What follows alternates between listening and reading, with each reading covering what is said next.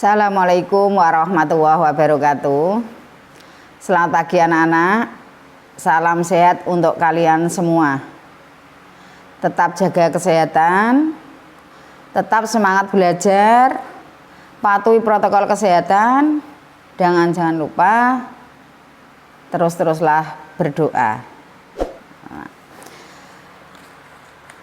Anak-anak, alhamdulillah pagi hari ini kita bertemu lagi pada pembelajaran IPA.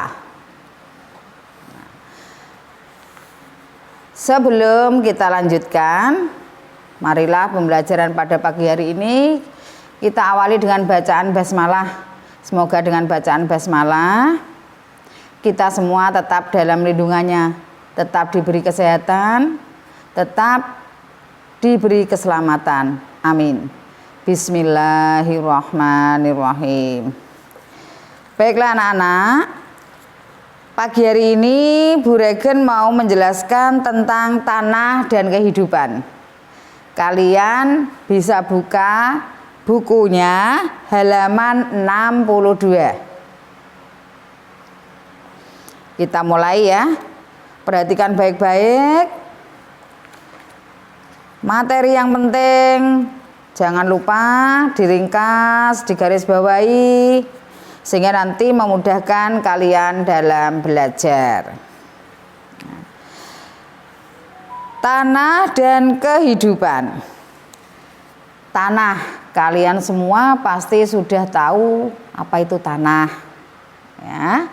Tanah merupakan bagian dari kerak bumi yang tersusun dari mineral dan bahan organik. Tanah penting sekali peranannya bagi semua makhluk hidup, termasuk kita sebagai manusia. Penting sekali peranannya. Nah, kenapa? Karena semua aktivitas makhluk hidup itu berada pada tanah. Yang pertama, sifat fisika dan sifat kimia tanah. 1. Sifat fisika tanah. Sifat fisika tanah meliputi tekstur tanah, struktur tanah, konsistensi tanah, udara tanah, warna tanah, suhu tanah, permeabilitas tanah, dan drainase tanah. Apa itu tekstur tanah? Tekstur tanah yaitu cara pengikatan butir-butir tanah yang satu terhadap tanah yang lain. Tekstur tanah yaitu perbandingan relatif 3 golongan partikel-partikel penyusun tanah atau fraksi-fraksi tanah, yaitu pasir, debu, dan liat. Secara kasar, tekstur tanah digolongkan menjadi 5 golongan, yaitu golongan 1 kasar, berupa pasir dan pasir berlempung. Golongan kedua agak kasar, yaitu lempung berpasir dan lempung berpasir halus. Golongan ketiga sedang, yaitu lempung berpasir sangat halus, lempung, lempung berdebu, dan debu. Golongan keempat agak halus, yaitu lempung liat, lempung liat berpasir, dan lempung liat berdebu. Golongan kelima halus, yaitu liat berpasir, liat berdebu, dan liat. Kemudian sifat fisika tanah yang kedua yaitu struktur tanah. Struktur tanah yaitu susunan saling mengikat partikel-partikel tanah yang berwujud sebagai agregat tanah yang membentuk dirinya. Agregat tanah pada umumnya berbentuk remah atau kram dan bertekstur gumpal atau pejal atau blocky. Berdasarkan tipe dan kelasnya, struktur tanah dibedakan menjadi 6.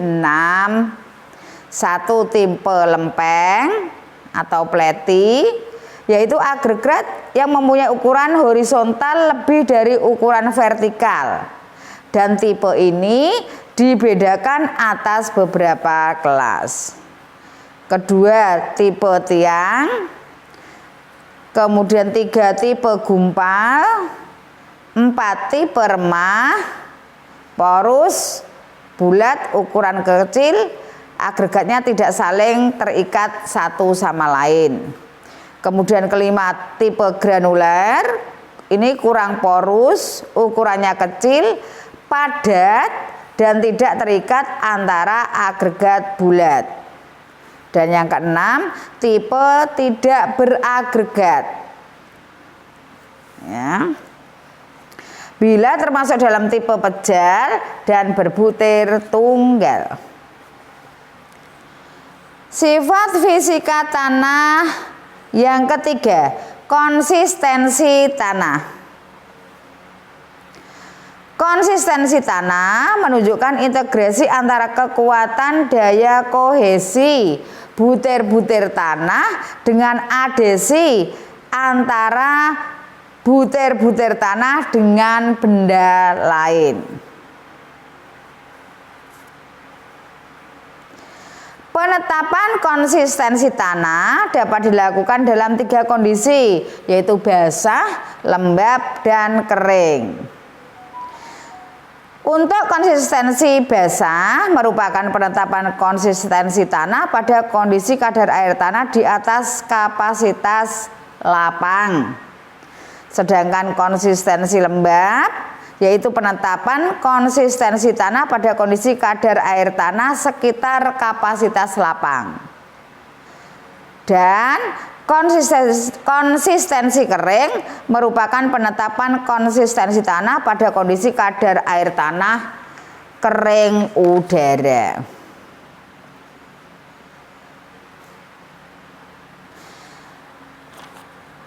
Sifat fisika tanah yang keempat yaitu udara tanah.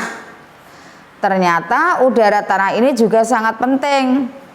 Jadi selain air, udara tanah juga merupakan bagian yang penting dalam tanah. Sebab jika kekurangan udara, maka pernafasan akar terganggu, sehingga pertumbuhan dan perkembangannya juga terganggu. Aktivitas jasad renik terganggu, penyerapan unsur dan unsur hara dan air dalam tanah juga terganggu. Nah, komposisi udara tanah tergantung pada 1. Banyaknya ruang udara yang tersedia. Berarti semakin banyak ruang udaranya, maka udara yang tersedia juga semakin banyak. Yang kedua, kecepatan reaksi biokimia dan pertukaran gas. Yang ketiga, pemupukan. Nah, pemupukan ini mempengaruhi aktivitas biologi tanah. Yang keempat, musim. Sifat fisika tanah yang kelima, warna tanah. Warna tanah dapat menyatakan jenis, kandungan bahan organik, kondisi drainase dan aerasi tanah dalam hubungannya dengan hidratasi, oksidasi, dan proses pelindian tingkat perkembangan tanah.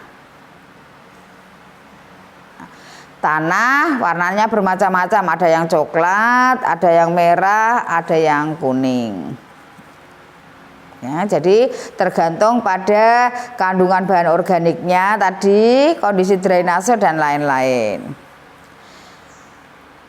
Sifat fisika tanah yang keenam, suhu tanah. Suhu tanah Ini tergantung pada perbandingan energi yang diabsorpsi dan yang dilepaskan. Selain itu juga tergantung pada energi yang ada. Suhu tanah ini juga sangat penting. Ya. Suhu tanah tergantung pada panas jenis atau kemampuan panas dari tanah dan airnya. Sifat fisika tanah yang ketujuh, permeabilitas tanah. Permeabilitas tanah merupakan kecepatan air merembes ke dalam tanah melalui pori-pori, baik ke arah horizontal maupun ke arah vertikal. Ya. Nah, cepat lambatnya perembesan air sangat ditentukan oleh tekstur tanah. Kalau teksturnya kecil atau lembut, maka perembesannya lambat. Dan sebaliknya, semakin besar teksturnya, maka permeabilitasnya semakin besar atau perembesan airnya juga semakin besar. Sifat fisika tanah yang ke-8 yaitu drainase tanah. Drainase tanah merupakan kemampuan tanah mengalirkan dan mengatuskan kelebihan air, baik air tanah dalam maupun pada air permukaan. Kalau drainasenya baik, berarti air cepat meresap. Kalau drainasenya buruk, air cenderung menggenang. Nah, untuk daerah yang drainasenya buruk, maka langkah yang bisa dilakukan yaitu dengan membangun selokan-selokan. Itu tadi sifat fisika tanah ada 8. Sekarang yang kedua, sifat fisika tanah. Penentu sifat kimia tanah antara lain kandungan bahan organik, unsur hara, dan pH tanah.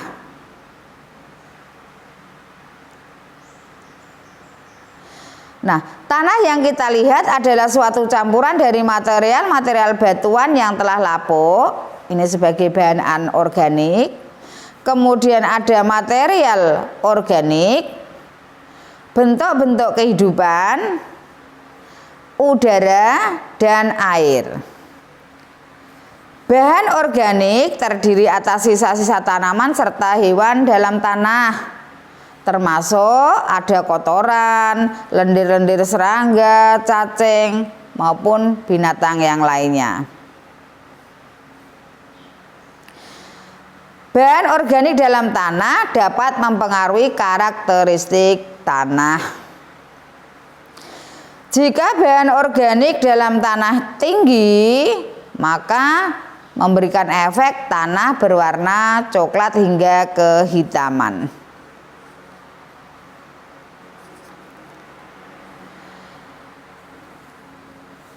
Kemudian sifat kimia tanah yang lain yaitu pH atau derajat keasaman. pH tanah dikatakan normal yaitu jika kisarannya 6,5 sampai 7,5. Pada pH normal ini, maka unsur hara pada larutan tanah dalam keadaan tersedia. Seperti halnya misalnya tersedianya nitrogen dan unsur-unsur hara yang lainnya. Berikutnya yang B, peranan tanah untuk keberlanjutan kehidupan. Macam-macam tanah dan pemanfaatannya dalam kehidupan sehari-hari. 1. Tanah liat atau tanah lempung. Tanah liat atau lempung ini banyak mengandung unsur mineral.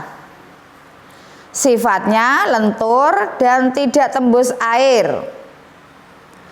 Tanah lempung atau tanah liat ini biasanya dimanfaatkan untuk pembuatan gerabah. 2. Tanah humus. yaitu tanah yang berasal dari mikroorganisme yang telah mati dan membusuk di dalam tanah. Sifatnya sangat subur, sehingga cocok untuk pertanian. 3. Tanah kualin, yaitu tanah yang berasal dari pelapukan batuan beku dan batuan malihan. Sifatnya kasar, tapi mengandung banyak mineral. 4. Tanah kapur, tanah yang berasal dari pelapukan batu kapur. Biasanya ini dimanfaatkan untuk membuat kapur tulis dan gamping. Gamping itu bahan untuk campuran bangunan, bahan bangunan ya.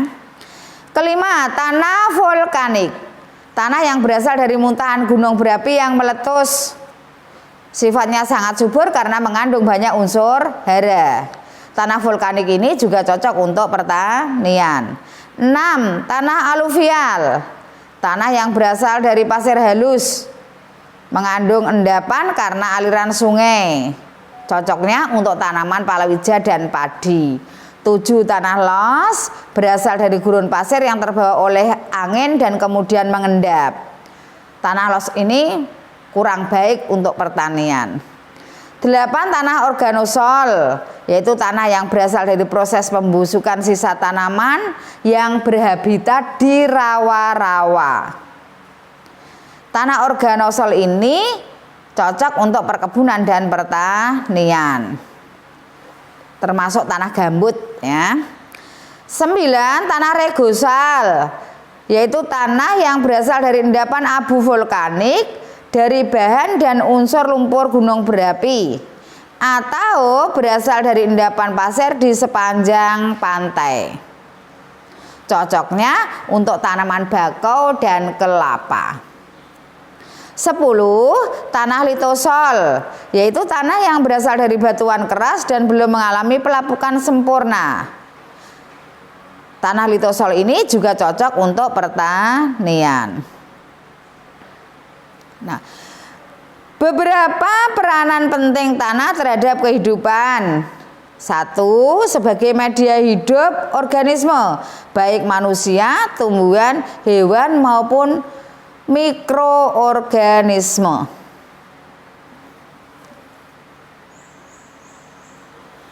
Kemudian yang kedua, penyedia air dan penyaring air bagi kehidupan di permukaan bumi. Tumbuhan misalnya, tumbuhan tidak mampu berpindah-pindah untuk mencari kebutuhan hidupnya. Oleh sebab itu, tanah harus dapat menyediakan segala keperluan hidup bagi tumbuhan tersebut sehingga dapat terus tumbuh dan berkembang, menghasilkan sesuatu yang berguna bagi kelangsungan hidup makhluk hidup yang lainnya. 3. Penyedia nutrisi yang penting bagi tumbuhan. Nutrisi pada tanah berupa mineral dan air. 4. Tanah menyimpan berbagai macam logam, batu bara dan minyak bumi yang dibutuhkan oleh manusia untuk menunjang kehidupan sehari-hari. Misalnya ada emas, perak, timah, atau logam-logam yang lainnya. 5. Sebagai penunjang aktivitas dan kebutuhan manusia. Nah, itu dulu yang bisa saya sampaikan pada pagi hari ini. Semoga dapat bermanfaat. Jangan lupa dipelajari dengan baik. Kemudian untuk soal latihannya, kalian buka halaman 71. Kalian kerjakan nomor 4, 5, 8, 9, dan 15. 5 soal saja. Kerjakan dengan sebaik-baiknya. Ya, saya ingatkan lagi, tetap jaga kesehatan, aturi protokol kesehatan, kemudian tetap belajar. Ya. Assalamualaikum warahmatullahi wabarakatuh.